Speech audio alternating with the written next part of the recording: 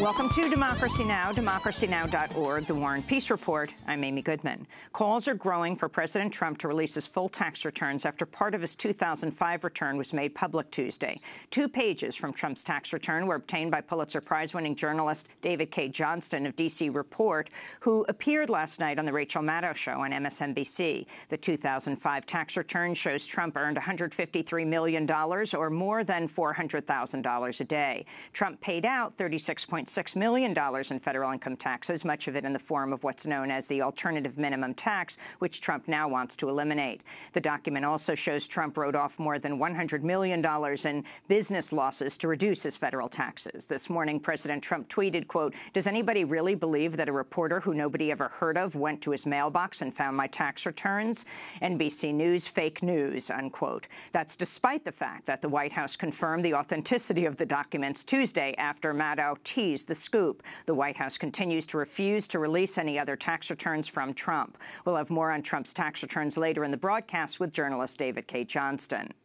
House Republicans are demanding changes to the Republican plan to repeal and replace Affordable Care Act after the Congressional Budget Office said the plan would lead 24 million people to lose their health insurance within a decade. Some Republicans pulled their support following Monday's report, including Florida Congressmember Ileana Ros-Lehtinen, who tweeted, quote, "As written, the plan leaves too many from my district uninsured," unquote. During a news briefing Tuesday, White House Press Secretary Sean Spicer conceded millions would lose their health insurance under the plan as it's currently written. This is Spicer being questioned by CNN's Jim Acosta.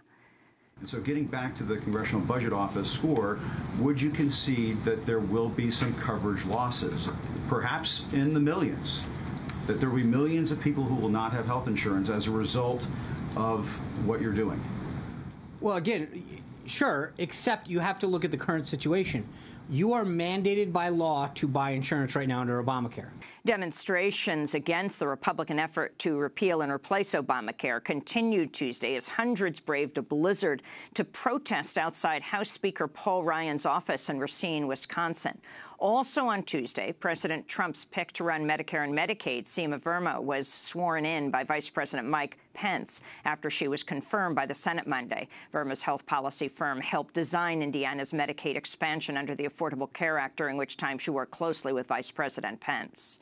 President Trump is reportedly considering appointing Mark Mukasey, who's represented former Fox News chair Roger Ailes, to replace Preet Bharara as the U.S. Attorney for the Southern District of New York.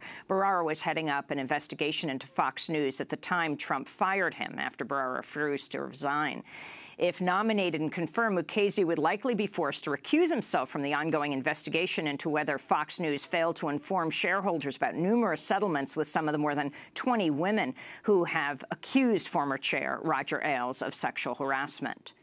Meanwhile, Michigan Democratic Congressmember John Conyers is demanding the Justice Department reveal all pending investigations into President Trump and the Trump family's businesses. In a statement issued Saturday, Congressmember John Conyers cited the firing of Manhattan U.S. Attorney Preet Bharara, writing, quote, "It's particularly problematic that the administration would fire Mr. Bharara, given Mr. Bharara could be reviewing a range of potential improper activity emanating from Trump Tower and the Trump campaign, as well as entities with financial ties to the president or the Trump organization." Michigan Congressmember Conyers wrote, meanwhile, Rhode Island Senator Sheldon Whitehouse says FBI Director James Comey has said he'll tell Congress today whether the FBI is investigating any connections between Russia and Trump's presidential campaign. Trump has tapped Goldman Sachs banker James Donovan to be Deputy Treasury Secretary. If confirmed, Donovan would work directly for another former Goldman Sachs banker, now Treasury Secretary Steven Mnuchin. Trump has also tapped another half-dozen more people tied to Goldman Sachs to join his administration, including National Economic Council Director Gary Cohn, Trump chief strategist Stephen Bannon, Securities and Exchange Commission chair nominee Jay Clayton, senior White House advisor Anthony Scaramucci, and senior counselor for economic initiatives Dina Habib Powell. White House Press Secretary Sean Spicer said Tuesday President Trump is extremely confident the Justice Department will find evidence to back up his unsubstantiated claims that President Obama tapped Trump's phones during the 2016 election. He feels very confident that will ultimately come of this will vindicate him. Spicer's comments came only one day after Spicer tried to back away from the claim, saying Trump did not literally mean wiretapping and that Trump did not mean it was ordered by President Obama directly. The president used the word wiretap in quotes to mean broadly surveillance and other activities during that. And that is, again, something, it is interesting how many news outlets reported that this activity was taking place during the 2016 election cycle, and now are wondering where the proof is. It is many of the same outlets in this room that talked about the activities that were going on back then. That was Sean Spicer speaking on Monday. Spicer's claim directly contradicts a March 4th tweet by the president, in which the wiretap claim is made without quotation marks. The tweet read, quote, "How low has President Obama gone to tap my phones during the very sacred election process? This is Nixon Watergate. Bad or sick guy, exclamation point," end quote. The deadline has now been extended for the Justice Department to turn over evidence supporting Trump's unsubstantiated allegations Obama wiretapped him to the House Intelligence Committee. The Justice Department failed to meet the first deadline. South Carolina Republican Senator Lindsey Graham has also demanded the FBI hand over any evidence about the alleged wiretap to the Senate Judiciary Committee, saying Tuesday if the agency doesn't respond to his letter, quote, they're about to screw up big time, unquote. Reflecting the growing and acrimonious divisions within the Republican Party over its embattled health care plan, the far right-wing news outlet Breitbart, previously headed by White House chief strategist Stephen Bannon, has published an audio recording of an October conference call in which House Speaker Paul Ryan says he would never defend then-Republican presidential nominee Donald Trump. Two things that I want to make really clear. As for myself as your speaker, I am not going to defend Donald Trump. Not now, not in the future. As you probably heard, I just invited him from my first congressional district GOP event this weekend, a thing I do every year. And I'm not going to be campaigning with him over the next 30 days. Speaker Ryan's comments came after the release of the 2005 videotape recorded by NBC's Access Hollywood showing Trump boasting about sexually assaulting women. Some Tic Tacs just in case I start kissing her. You know, I'm automatically attracted to beautiful. I just start kissing them. It's like a magnet. You just kiss. I don't even wait. And when you're a star, they let you do it. You can do anything. Whatever you want. Grab them by the pussy. You can do anything. That was Donald Trump. Despite Speaker Ryan's pledge during the conference call, he began working with President Trump immediately after the November election, vowing to help lead a unified Republican government. Legal challenges to President Trump's revised travel ban are mounting as the order is set to take effect at 12:01 p.m. Thursday. Federal judges in both Hawaii and Maryland are slated to hear arguments today claiming the ban targets Muslims and is a violation of the First Amendment.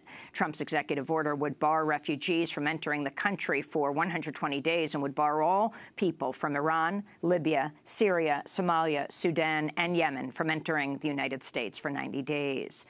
President Trump met with Saudi Arabia's Deputy Crown Prince Mohammed bin Salman at the White House Tuesday, during which the two reportedly discussed their opposition to the landmark 2015 Iran nuclear deal.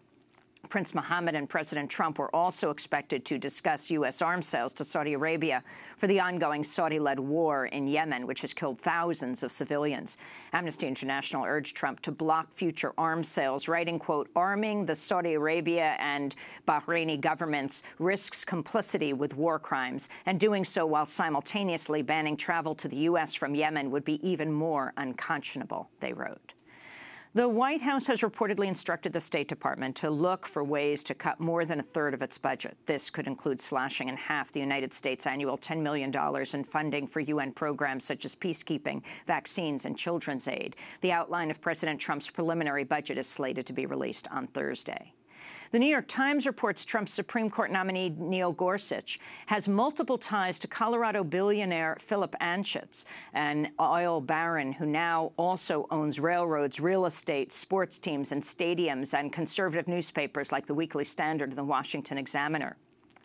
Judge Gorsuch has represented Anschutz and his companies. Anschutz, whose fortune is estimated to top $12 billion, went on to lobby the Bush administration to tap Gorsuch to the federal appeals court. The Senate Judiciary Committee is slated to consider Gorsuch's nomination for the Supreme Court next week.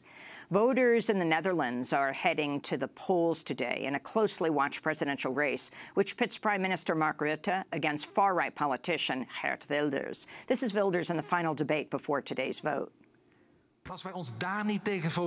If we don't dare to see Islam for what it is, the problem will not only be jihad, but Islam itself. Then the Netherlands and the free Western countries could no longer exist. We should not tolerate this. That was far-right politician Geert Wilders, who has been surging in the polls in recent days. He's vowed to close all mosques and ban the Quran if elected. He was found guilty by a Dutch court of inciting racial discrimination last year. He's also called for the Netherlands to leave the European Union. The European Court of Justice ruled Tuesday that companies across the European Union can prohibit workers from wearing headscarves as part of company-wide policies banning all religious or political symbols. Religious freedom groups came out against the ruling. The Open Society Justice Initiative said, quote, it will lead to Muslim women being discriminated against in the workplace, but also Jewish men who wear kippahs, Sikh men who wear turbans, people who wear crosses. It affects all of them, but disproportionately Muslim women, they wrote. Reuters is reporting Russia appears to have deployed special operations troops to an air base in Egypt near the border with Libya. Citing unnamed U.S. and Egyptian officials, Reuters reports the deployment signals a possible Russian intervention in the conflict in Libya on behalf of Libyan military commander Khalifa Haftar, who opposes the U.S. and UN-backed government of national unity based in Tripoli. Egypt has publicly denied any Russian troops are on Egyptian soil. The Wall Street Journal is reporting President Trump has given the CIA expanded authority to carry out lethal drone strikes, a reversal of President Obama's policies of limiting the CIA's ability to carry out such strikes. Meanwhile, NBC News has reported Trump has taken steps to make it easier for both the Pentagon and the CIA to carry out lethal drone strikes. The moves involve declaring parts of Yemen and Somalia areas of active hostilities, giving the agencies greater powers to carry out the strikes. A federal grand jury has indicted 9 high-ranking active and retired Navy members as part of an investigation into a bribery scandal known as Fat Leonard.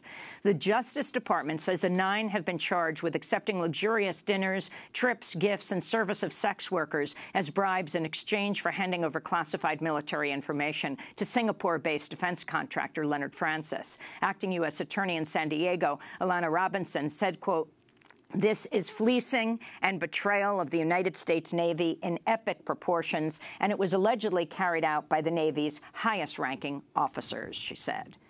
The Senate Armed Services Committee questioned Marine Corps Commandant General Robert Neller on Tuesday over the growing scandal over an invite-only 30,000-person Facebook group where male Marines have been posting thousands of naked or sexually suggestive photos of their fellow female Marines, along with a barrage of misogynistic comments, including some saying the women should be raped.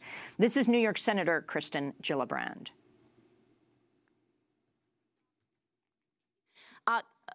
Investigated and found guilty anybody. If we can't crack Facebook, how are we supposed to be able to confront Russian aggression and cyber hacking throughout our military?